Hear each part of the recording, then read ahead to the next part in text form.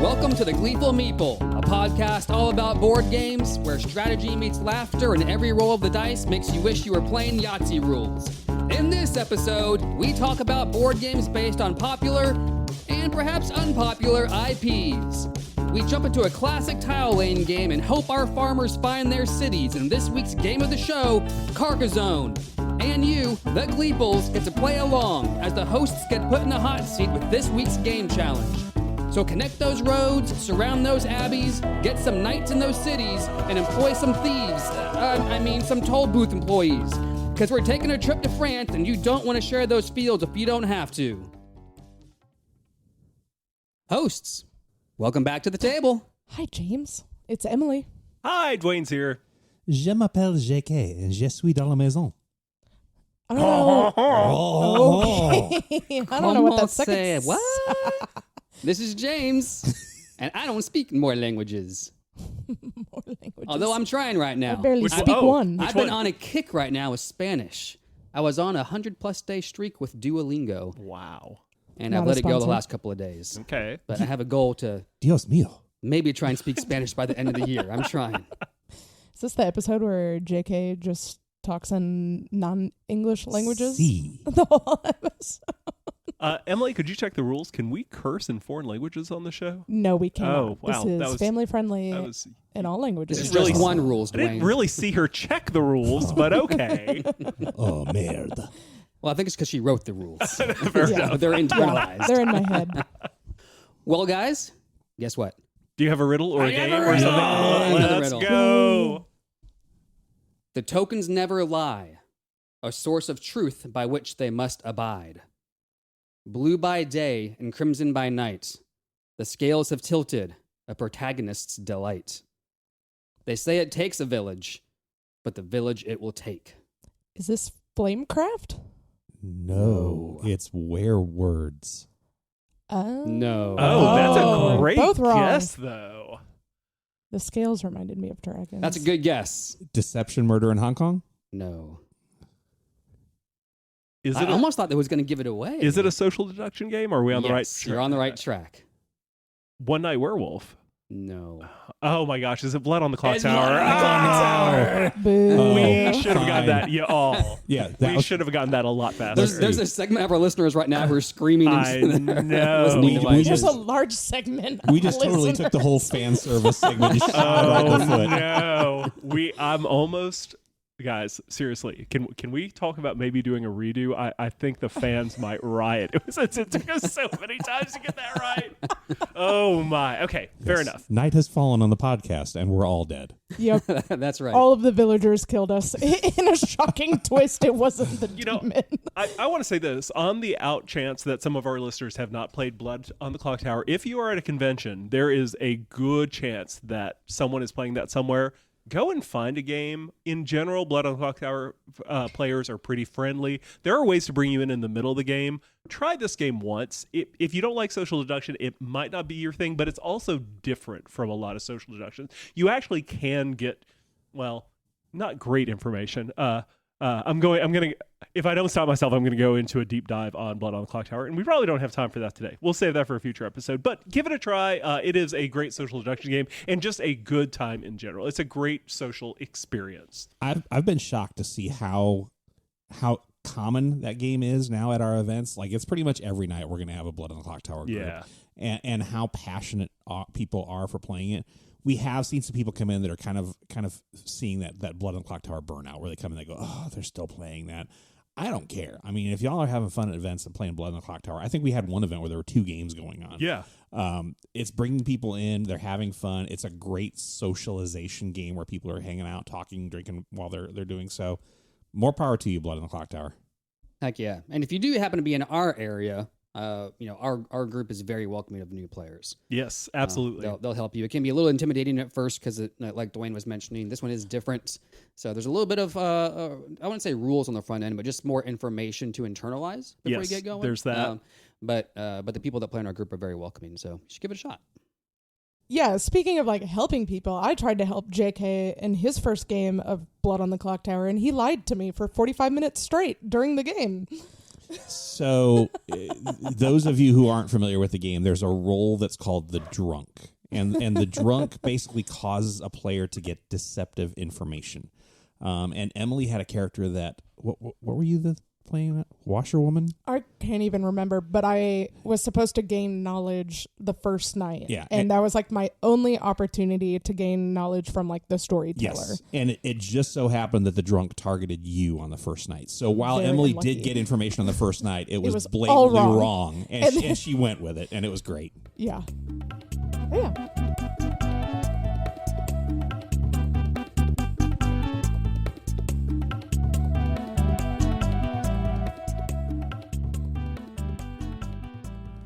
All right. Well, we have an interesting discussion for you guys today. What are we talking about, Emily? All right. Today, we're talking about board games based off of IP. So we're talking movies, comics, TV shows, anything kind of like in pop culture. And I wanted to talk about this because a few months ago, I was introduced to the DC deck building game. And I'm just a big fan of deck builders in general. And so I had a great first experience with that. And then I found out Marvel has a deck building game, Marvel Legendary. Well, I mean, there are two games, but I'm going to talk about Marvel Legendary. And so I tried that with Dwayne, taught that to me and another friend, and played through it, and I loved it so much.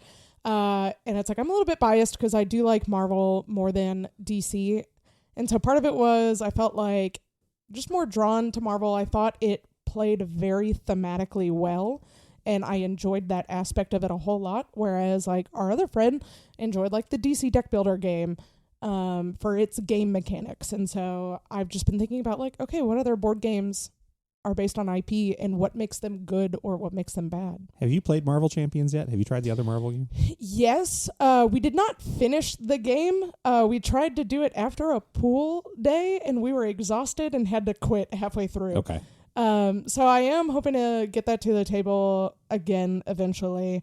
I know a lot of people that play that love it. Yeah. And when I was like scrolling Reddit to see what Reddit, the board games subreddit thought about IP, Marvel Champions was way up there. It replaced Legendary for me. Dwayne, I know you're more into Legendary. That's a good chunk of your collection there. But as soon as I played Marvel Champion, Legendary was out the door. But let's be clear. They're two card-based Marvel games that are different. Yes. Because Legendary is a deck builder, whereas Champions is a living card game. Yeah. So it's like a collectible card game, except you buy a set and that's all you need. Unless you want more cards in that set, then you can buy a second set. But no matter what you buy, you're always going to get the same cards when you buy a set. Right. So There's no rarity. collectability. There's no oddball cards that you have to scour the internet for and Which, find. if you're going to play a trading card game, is probably one of the better formats to play, right? Because you're not out there chasing cards for thousands of dollars or anything until stuff goes out of print. Then it gets a little a little insane. So I think that's what like drew me to Legendary is I like the deck building aspect of it, and I'm not either super well versed or I don't super well like hunting down trading card game type stuff, and I'm like, I'll let someone else do that, and then they can bring the game to the table. Yeah, I'll say a quick little side tangent is just on that topic of card games and living card games versus collectible card games. I love that there are card games happening now that give you that feel, but don't require you to make a commitment of like continuing to buy and card packs to hope that you get this card, and you have a guaranteed product. Yeah. To the point to where they even have a deck builder style game where you just you buy the box of cards and that just is what it is. Mm-hmm. Right? It's a full set ready to go. That's what you talking about. That just made me think of Disney Lorcana. We have some friends that have gotten into that, and it's just hearing them talk about it just cracks me up. It was one of those. It was like the big thing at Gen Con last year. huge line just to get like a starter pack or something. And we just kind of like rolled our eyes, kept moving on. And then just one of the friends that rolled their eyes the hardest, just like getting right into it. Yeah. And I get it. I mean, it's exciting. It's not my wheelhouse. So, and Disney lore kind of came up as I was preparing my extensive notes for this episode. JK does not have anything in front of him. In talking about IP, one of the things I thought about was pairing the brand with the game, and I probably have seen more and more times IP games that are just garbage, that they've slapped a brand on top of a poorly made game and it didn't execute well. I wonder with Disney Lorcana, is Lorcana a good game in itself, or is it just living off of the Disney IP? And that's what I can't tell right now, because I haven't played it yet. But knowing the people that we know that play it, I feel like it has to be. It's got to be solid. It's got to be a solid enough game, knowing the people that we know that have gotten really into it. I have avoided it like the plague because I know my collector's mentality. I do not need to start buying a collectible card game. That it would be. That's what that brings up another good point where, like, the success of IP series of games versus, like, we were just talking about the Garfield games and their, oh my goodness, what's the most recent one? South Tigris. Yes. Garfield games and the South Tigris series, and it's like the third trilogy of 3 trilogies, and it's like really good. 4. There's 4? There's about to be a 4th Yeah. one. That's true. But then like stuff with like Marvel or Disney where it's like they just keep like buy this card pack, buy that card pack, and just people will, I think, be naturally attracted to it. I think about like Dice Throne. Dice Throne is another like set where you can play as a bunch of different characters, and they had a whole season where it's just Marvel characters. And so I think that's going to bring just like base Marvel fans into board gaming through that kind of advertising. So when we talk about this discussion, I think it's interesting to look at the different ways that IPs are used in board games, because there are things like Marvel Splendor, right? So Marvel Splendor took Splendor, which is a great board game in and of itself, slapped a Marvel IP on it, resold it to Marvel fans. There are Marvel fans who are going to pick that game up without ever knowing anything about Splendor, which that's a good thing. But I would much rather... At that point, the theme's not really shining in the game. Right. You know what I mean? It's just like it's fine. It's right. Yeah. It's just fine. It's like somebody else's song, and DJ Khaled just came in and threw his name on it. Well, it could have been anything, right? Like, it really could have been. They could have taken another popular IP, threw it on there. Nothing about the mechanics of Splendor are shining through in the Marvel theme. Yeah. How many resources do you have in Splendor? 6? It's 6, right? 5, 6? 5. Okay. 5 plus a wild. Plus the wild, right? Boom. Friends Splendor. You could do that very easily. You could literally slap any IP onto that game, and it's going to be the same gaming experience. It's just going to depend on the fans that you bring in for each one. Also, secret side note, first time I played Splendor, I'm like, I do not care for this game. It's fine. It's one of those, I see why people like it. Not one of my favorites. About 4 months after that, Marvel Splendor's announced. I'm like, well, I guess I'm buying Splendor because I really want to play it with a Marvel theme on it. But then there are games that are made with the theme in mind. How do we bring this theme out in a board game? And that brings me to my favorite IP board game, which is Battlestar Galactica. JK didn't even take JK one guess. Everything in that game is based on how the characters act in the show, what their personalities are like, what their disabilities are.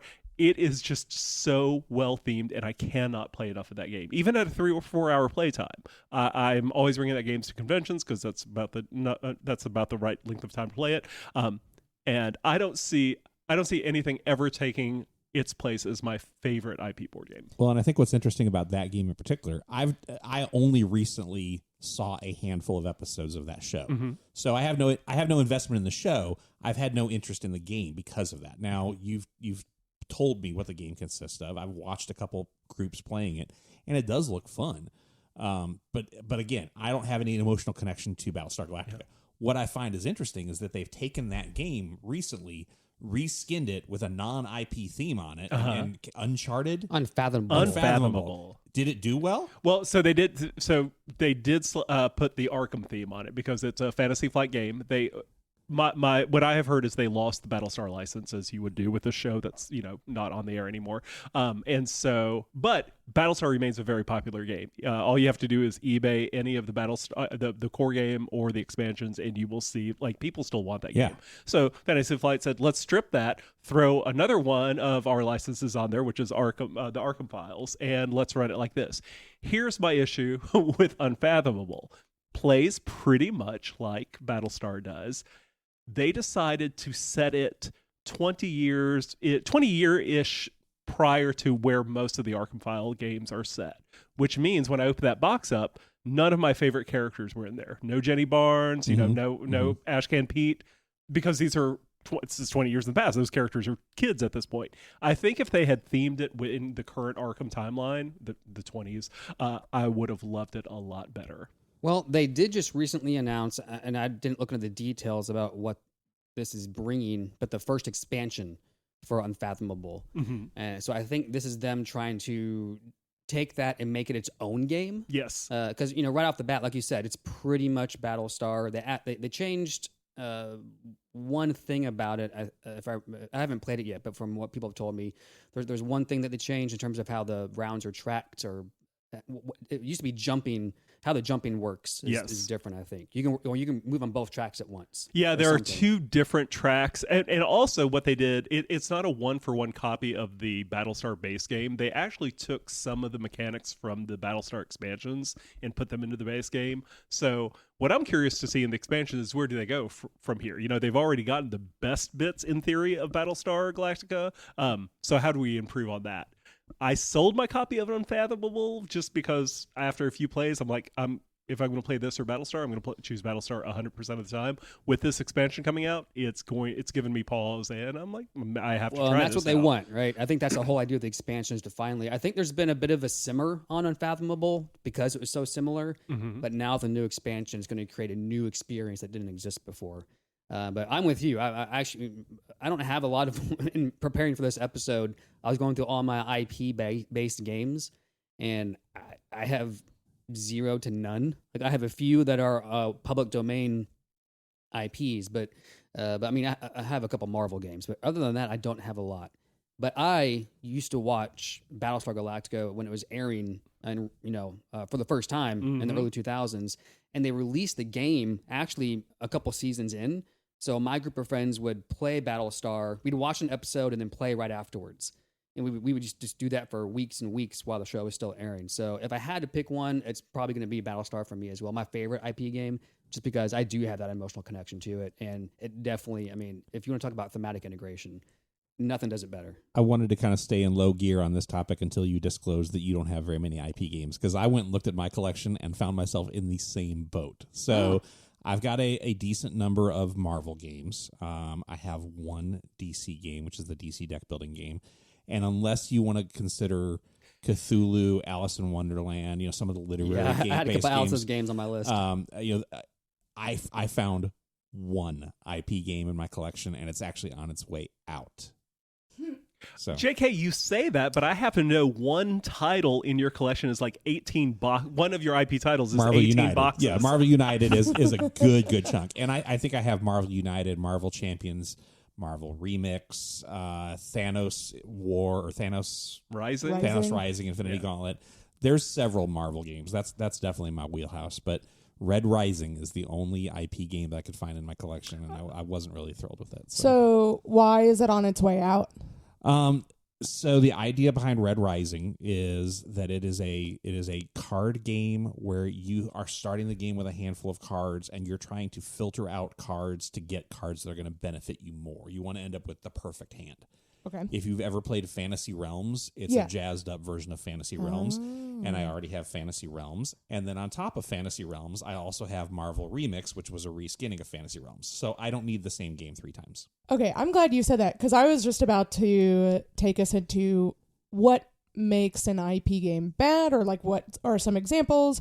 And I'm glad you brought up Fantasy Realms, because I tried like a Star Trek Fantasy Realms. Ascendancy, I think. Yeah, I hated it. It's got pretty bad reviews. It's there's too much. There's way too much. And like, I don't have the nostalgia of Star Trek to like carry me through the game. And so like as a game experience, like I just like did not enjoy it. Is that a problem with the IP or a problem with Fantasy Realms? I love Fantasy Realms OG. But it is a lot. It is. They recommend you use an app to score that game. It's kind of ridiculous. It's because you got 7 cards and you could score 300 points. I know. So. I know. This card does this, but this card also blanks the first card out, so meaning the third card or the second card, depending on how you're looking at it, does absolutely nothing. But if you want to flex on your friends, you can just do the math in your head. That's true too. What are there any like game mechanics that like any IP would do well with, like that makes an IP game solid? Or do you think it just depends on the theme? I think it depends on the theme. I would say one company that I feel like has done this well over the past few years, which is sadly no longer a company, although they've reformed to a new group, is Prospero Hall. Thank you, JK. Pour out some liquor for Prospero Hall. That's sad to see them go. They were a literally design group when those games came out. It was designed by Prospero Hall. It wasn't designed by a particular person. But they were known for things like Horrified, Jaws, the Jaws game. I think they did the Rocketeer as well. Rocketeer, Pan Am. The Warriors. Yeah. And they found really unique ways to implement mechanics to help those themes come through. But I wouldn't say that those mechanics were unique in board games. No. They just chose the right ones to really help the theme shine. They matched well with their IP. Mm-hmm. Goonies was all about exploration. Warriors was all about combat. So it was nice to see how they would pair the original IP with whatever mechanic it was. Nice. That makes sense. But like Horrified, right? I mean, there was, when you had to battle those. Horrified is a game where you're having to, they have different versions of them, but the original one was the Universal Monsters. Right, Dracula and Claude Rains. Are those public domain now? I don't know. I don't know. This is what we need our editor for. Yeah. All right, I think they are. I think the Universal Monsters are in public domain. Yeah, I think so. But there's our unverified opinion. Yes, yeah, we're just gonna throw ideas out there, y'all. I'm not a copyright lawyer, but to defeat those monsters, each one's like a mini puzzle, and those mini puzzles aren't anything unique to the theme. It's literally just a mini puzzle for each one. But the way they executed it made it feel like you were really trying to fight this monster in unique ways, which helped the theme come through. So yeah, Prospero Hall does a great job doing that. So if you see any of their games, I know IP games sometimes get a bad rap for being slapped on, but theirs are usually very, very good. They've had a few misses over the years, but other than that, it's great. If you're a fan of a particular IP, check Board Game Geek, see the reviews, see what the scores look like. Your passion for the content might not necessarily justify it being a great game. Yes. Yeah, I saw on, once again, my extensive research of the board game subreddit, there's just like a slew of like Jumanji, the board game, isn't as good as it should be. Oregon Trail, the card game, isn't as good as it should be. That game is trash. It's awful. It is trash. That, when I said games that should be below Monopoly on BGG, Yes. Oregon Trail Agreed. should be at bottom of the list. Yeah. So I cannot let us get out of the segment without one thing. I have over like a dozen Simpsons board games, and what I really want is one good Simpsons board game. That's all I'm asking for. Take that property that's been around 35 years. Let's get a good board game engine and give me a good Simpsons board game, please. Simpsons Cthulhu. I would play that. That's got a Treehouse of Horror There theme you go. written all over it. So if you find your favorite board game or your favorite IP in a board game, your mileage may vary.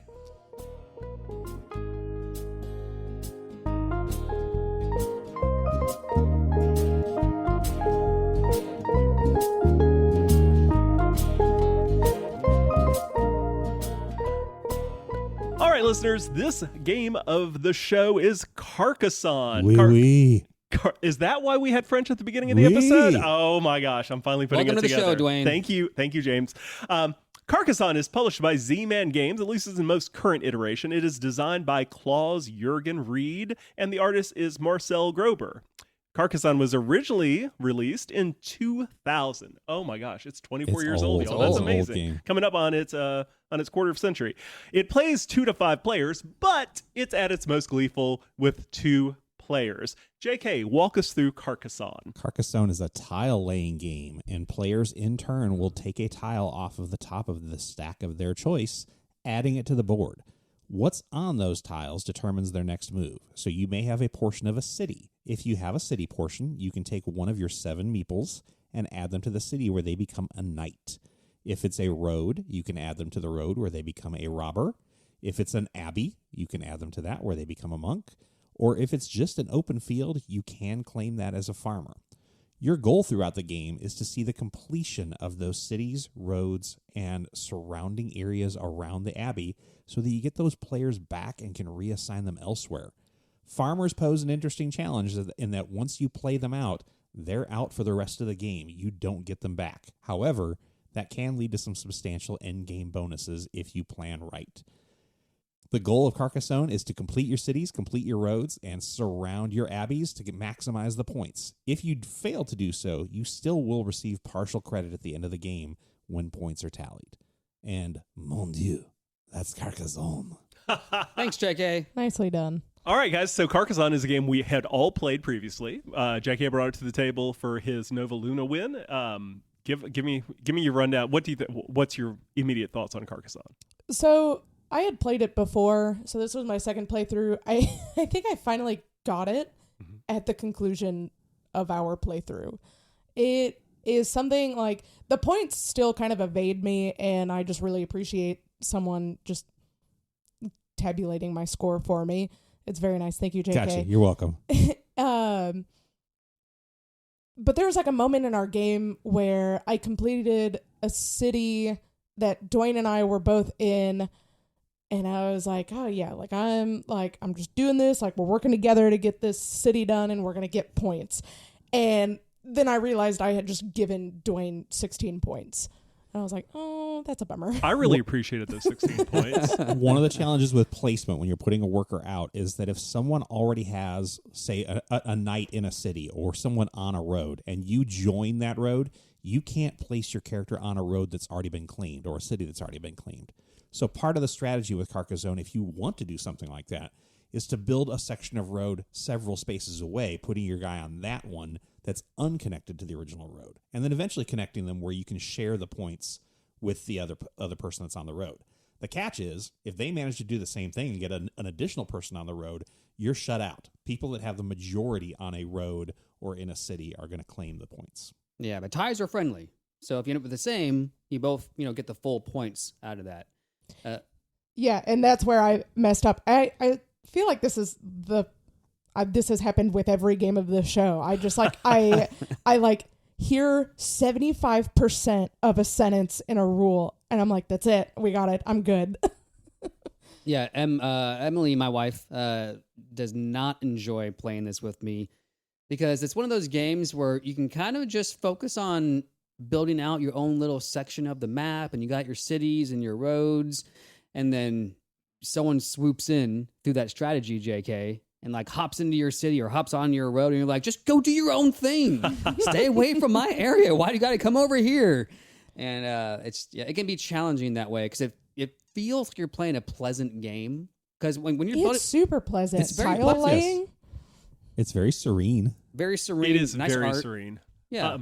That was going to lead right into one of my favorite things about the game, which is you flip over tile, turn order, you flip over tile, you decide where it goes. You have to kind of connect to the things that it surrounds. There's no, it only... I know some games have as long as it connects on one side, it's fine. No, in Carcassonne, it has to fit every side that it touches an active tile. But what I love about the game, you flip that tile, you decide where it goes, and you are limited to your choices based on what is on the tile you just placed. You don't really have to worry about the entire board. What are the features on the tile I placed? Is it a road? Is it a castle or a city? Is it a an abbey, or do I want to put that farmer down? Yeah. So the decision-making process is pretty simple.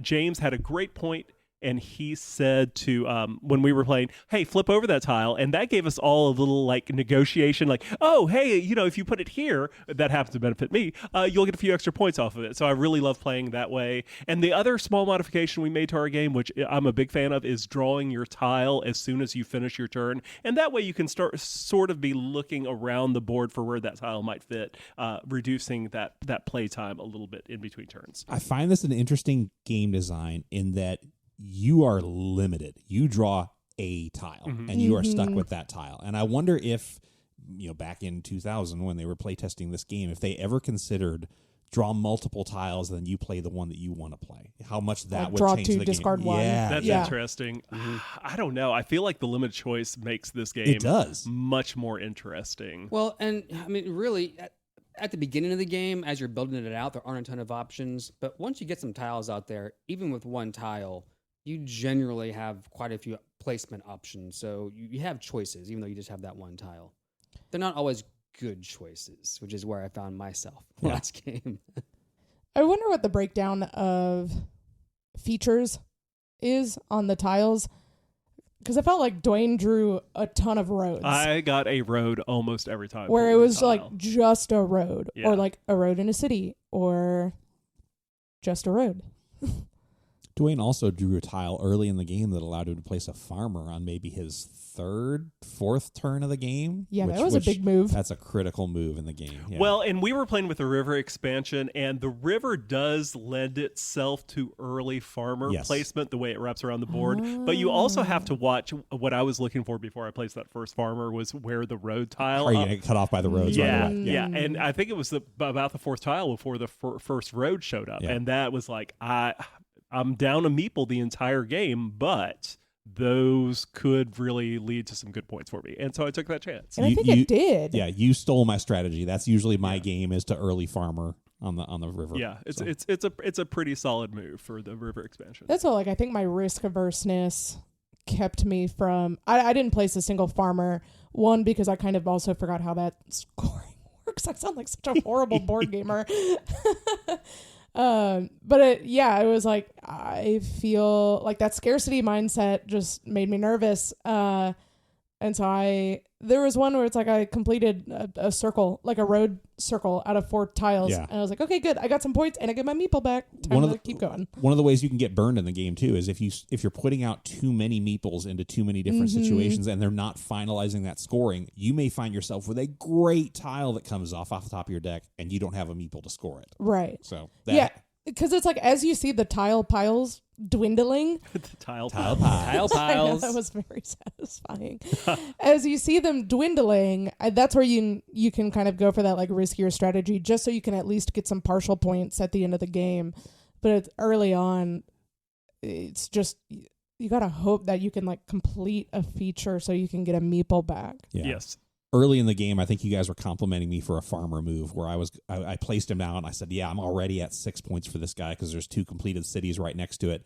And I think one of you, like your next turn, managed to pinch it off where all of a sudden he wasn't connected to anything else. I was like, well, that's 6 points I'm getting at the end of the game. That's all. Never mind. Oh, yeah, that was kind of fun, that cutoff there.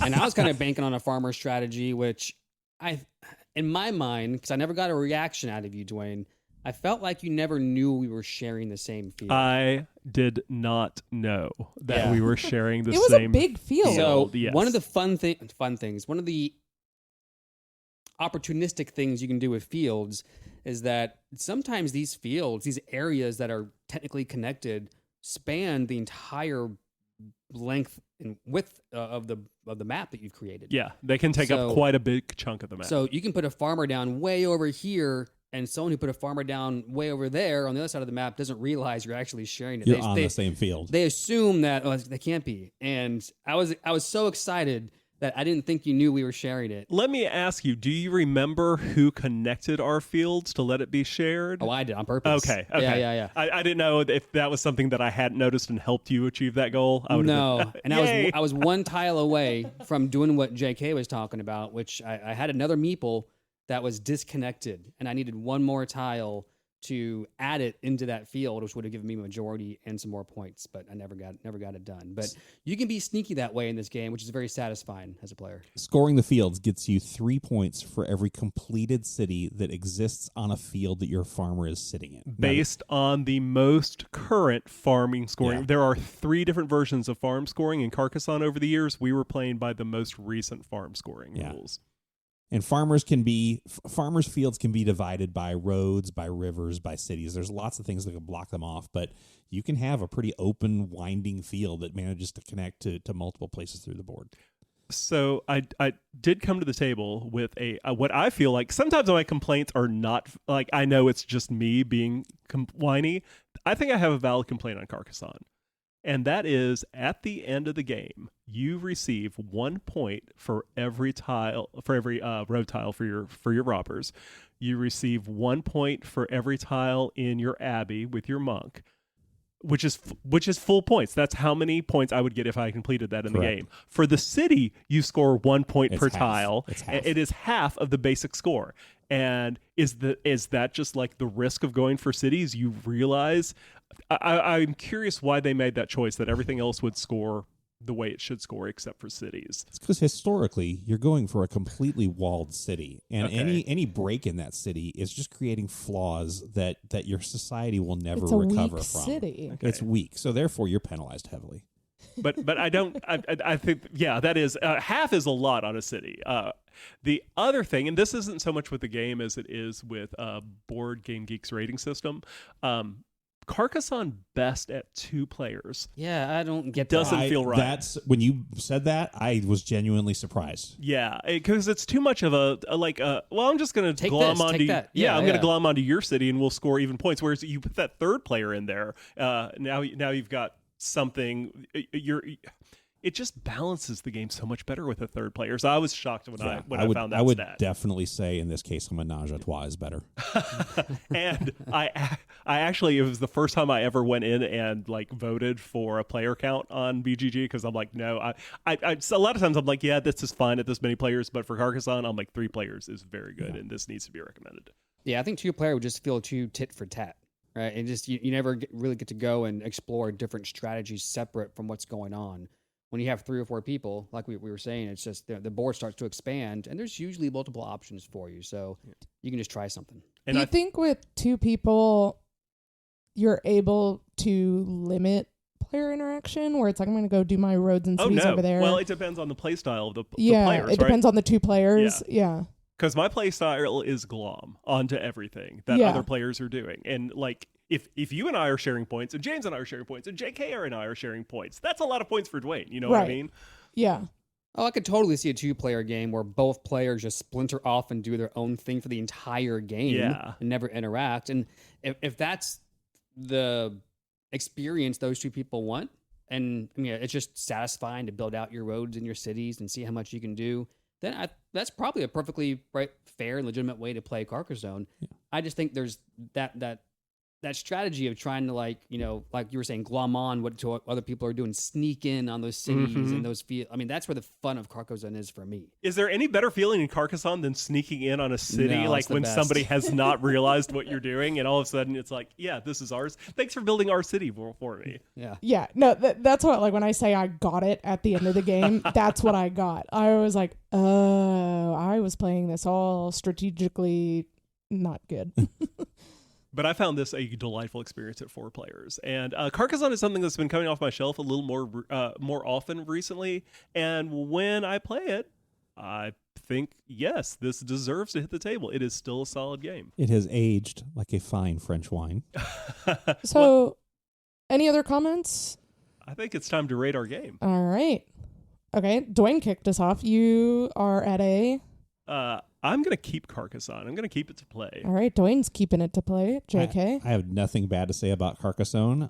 For several years, this was actually my all-time favorite board game. So it is definitely a keeper. Go. Yeah. Definitely a keep it to play to me. It's actually one of those games where I played it years and years ago and then never touched it again. And I remembered that there was this memory of like, man, there's this tile placement game that I played that I really enjoyed. And could never figure it out. And then it finally came back around just into my space. And I was like, oh my gosh, there it is. I bought it as soon as I remember what it was. So definitely keep it to play. All right. And that brings it to me. And I'm going to keep it to play and hope that one day I figure out how to score the game. All right. Very nice. Very nice. Carcassonne getting lots of ratings around the table. A lot of good ratings around the table. It's like our second in a row. Yeah. Of Game of the Show getting a 4 out of 4 on our Glee meter. So with that, I guess we need to talk to the winner of Carcassonne, JK. Yeah. Oh, sorry, no, that was The habit. streak has We ended. did it. I didn't. Yes. James didn't. But Dwayne. Much to my own surprise, I took the game Carcassonne. My quick hints on strategy were early farming on the river and always keep a meeple around for an abbey when they come out. Emily Oh yeah, in the shared city. I was really, really thrilled when you completed our shared city where I was higher in meeple count It than was you. I was 2 like, to perfect. 1. That I is felt fantastic so for me. dumb. King making. I call it Yep. king making. I was so distraught when late in the game I drew an abbey, and there was a spot where I could put the abbey and immediately gain 8 points, potentially 9 if I could close it out. And I had no meeples, and I had to put that one out there. Boy, I was so bummed. Well, and that's the trick with late game, because you're down to your last 3 tiles, 2 tiles, and you pull where you are going to see 3 more turns. You pull a tile, and it's like, okay, should I put a farmer? Is there enough points for me to use this as a farmer, or should I go ahead and try to get whatever points I can get off of an uncompleted feature? So that's it. The game changes based on where you are in the game. Your decision process is a little bit different. Yeah. All right, y'all. So over the since the last episode, I have deliberated a lot about this, knowing this might be my only time to pick game of the show, and I think I've landed on something that I hope will delight and surprise you all. Also, I think we have the time for this. We're going to play Terraforming Mars. Yes. I am so excited. I have never seen James so like close-eyed leering at me. How you feeling, James? I'm fine. Okay. Everything's fine. Okay. We'll keep it easy. We'll throw some prelude Oh, in we there do so it goes a prelude? little Okay. faster. And we'll talk about some other things that might help us get through it faster than normal. But yeah. I just know I've played that the least of everyone sitting at this table. And poor James has not won a game yet. One time. Okay. How many times I've played Okay. Terraforming Mars? All Well, right. you've got experienced players that will help you make That is decent decisions. All right, listeners, we would love to hear your thoughts on Terraforming Mars for our next episode. Please send your review to pod@Gleeful Meeple for a chance to have your review highlighted on our next episode.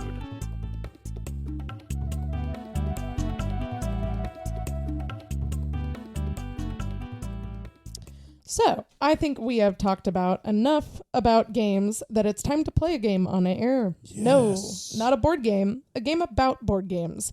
This week, our winner of the game of the show is also in charge of our game challenge. So, Dwayne, what did you bring us this week? All right, everybody. Double punishment. We are going to play a little game that I like to call Did You Mean? So I am going to give you a board game in kind of different words. This was based on a lot of things. One, when I was a kid in school, every Christmas they would hand us this list of Christmas carols that were all said with different words, and you had to recalculate them. But also in my family, we had the habit of like calling the pantry the food closet and things like that. So that gives you an idea of how this is going to go. Actually, let me give you a real world board game example. Emily, do you have a question? I was going to say like synonyms. She looks stunned. Like it is like synonyms, but that might be legally trademarked, so I didn't want to take it. Okay, so. Oh, not the.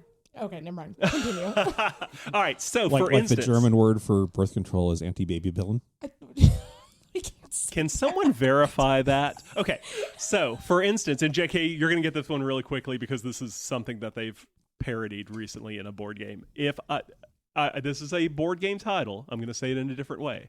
If I were to say Wraith Wranglers, you would say Dun, dun, dun, dun, dun, dun. Ghostbusters? Ghostbusters would be correct. But that was an example and no points for Emily. All right. That felt personal. So I want everyone to have a chance to but you To got fail. You got the example, so you're fine. All right. Yeah, I'm going to give everyone Equal a chance. opportunist Equal failist. opportunity to fail. I think last time I started with JK, and this time I'm going to start with Emily. So, Emily, I was playing this game the other day, and I think it was called something like wyvern reach, and you had like these big leathery winged things. And I'm going to give Emily another moment. It looks like she might be cheating on Google. Quit looking up the answer. Do you have a guess?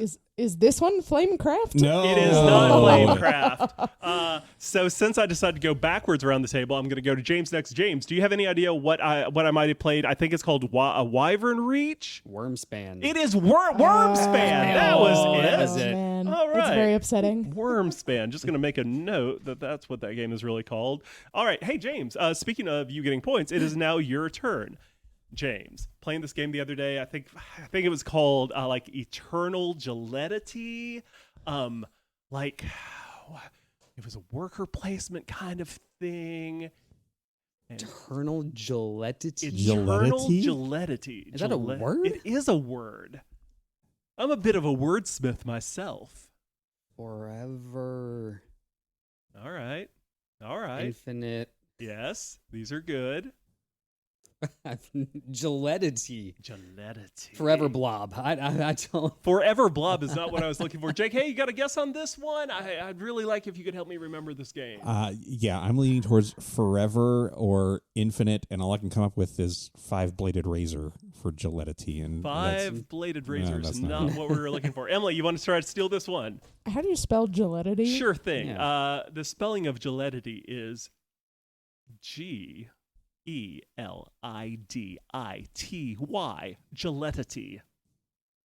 Gelatity. Gelidity. Maybe I'm saying it badly. I have the pronunciation in front of me, so gelidity. Does it deal with gel? It does not. Oh, yeah. So I'm. So you thought way it was off. eternal gelatity? Uh-huh.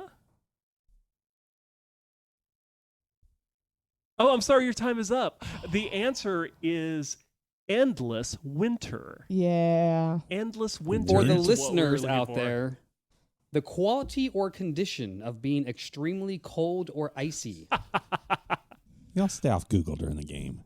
All I right, don't JK. know these words. JK, I thought about you when playing this game because I think this is a place in the grocery store you really like. I think it was the name of the game was Whiskey Aisle. Whiskey Aisle? Does that sound like anything? Whiskey Aisle. Booze Lane. Whiskey Aisle. Okay, and I'm going to give you a hint on this one because I think my little prelude might have led you astray. Isle is spelled I-S-L-E. Oh, I got this one.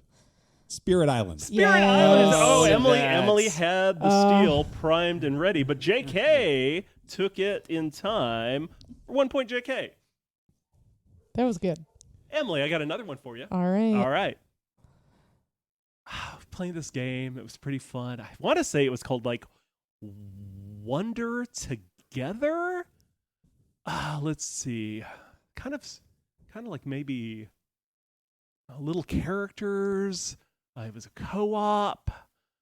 Wonder Together. That doesn't sound quite right. Okay, Emily looks like she's perplexed. James, you got. Can you help me with this one? I'm thinking dream something. Oh, did you say wonder or wander? Wonder. Wonder. I Wonder. still don't have it. Okay. but- I don't. I'm Nothing from Nothing JK. fast enough. I think James, or nothing from James. I think JK might have this one. JK. Very on point for our IP episode. That would be Yeah. Marvel United. Marvel United Oh, is the game I jeez. played. That's Wow. right. That's right. Thank you. Thanks for the help on that one. Man. Hey James, I got Hi, a good one for Dwayne. you. This one's gonna be I fun. don't like you right now.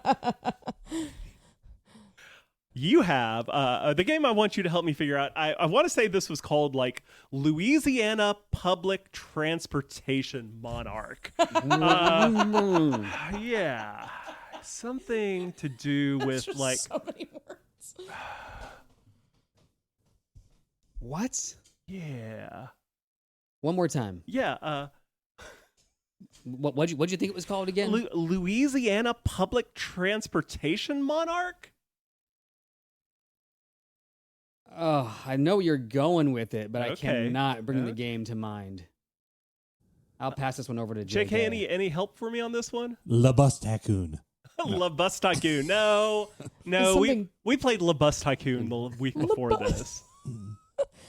Is it a king or is it a tycoon? It's a king. It is a king. Louisiana Public Amtrak King. I don't know. Bayou King. Oh, that's a good guess. So this one's close to my heart because this game is in the Play to Win library at every con I've been to over the last year. What I was looking for was Big Easy Busking. Oh my gosh. Busking is one word. I know. This one had a lot of smiley faces on it. I was very proud of myself. Hey guys, I lost track of where we are, but I think it's JK's turn. I think it is. All right, JK. Let's see. This game was something like ocean sodium chloride and papyrus. Sea salt and paper. Oh, it was sea salt and paper. yeah. There we go. Yeah. All right. I'm going to throw this one out to the crowd. All right. This is just first person to get this one. This is a game that I played recently, and it was so cool. Something like Expired Near Aurora. It was based on Dead by Daylight. It was Dead by Daylight. Points for Emily. Let's go. All right, that takes us to the conclusion of our game. So, in our What Did You Mean game, JK with 3 points, James with 1 point, Emily with 1 point. Let's go. Yay. Way to go. Thanks for breaking my brain today. I understand Dwayne a little bit better than you guys do. This just reminds me of my mom anytime she's trying to remember a movie or remember a song. She really liked the song Jar of Hearts, and every time she mentioned it, it was like, what, that song Hearts in a Jar? It's just so good. It's not what it's called. Oh, are we done for the day? I think that's it. I think we did it. I was having so much fun. Okay, well, I guess we'll wrap up there. We should thank our sponsor first, Jolt Cola. Thank you, Jolt Cola. All the sugar and twice the caffeine. I'm going to need some of that for Terraforming Mars. Wait, No. I'm sorry. I know we're headed out, but I have to ask now, since Jolt Cola is sponsoring us, I think it's important to know which one of our hosts have actually had Jolt Cola. Is this real? Jolt Cola is a really soda. It was really a soda. I drank a 2 liter of Jolt Cola myself when I was in high school. In one go? In one setting. How did you sleep you ever lived to again? tell the tale? I seriously regretted it. Yeah. I thought I was having heart issues by the end of the night. That's not fun stuff. Hey, that's it for the day. We are the Gleeful Meeple podcast, and if you are visiting Nashville in May, we have 8 events all through May.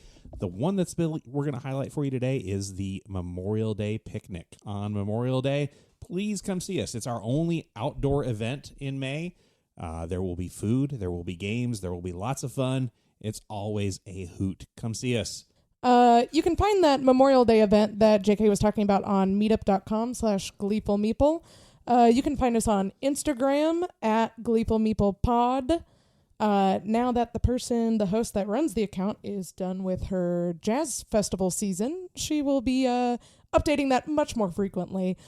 And if you have any comments, any feedback, any questions, we would love to hear from you. You can email us at pod@gleefulmeeple.com. Do we have a MySpace page? No, that website doesn't exist anymore. Really? I hate to be the one to tell you What that. happened to Tom, though? Tom is rich. Tom is living on a Sure, beach he's somewhere, fine. living his best life. I wonder who our 8 best friends would be on MySpace.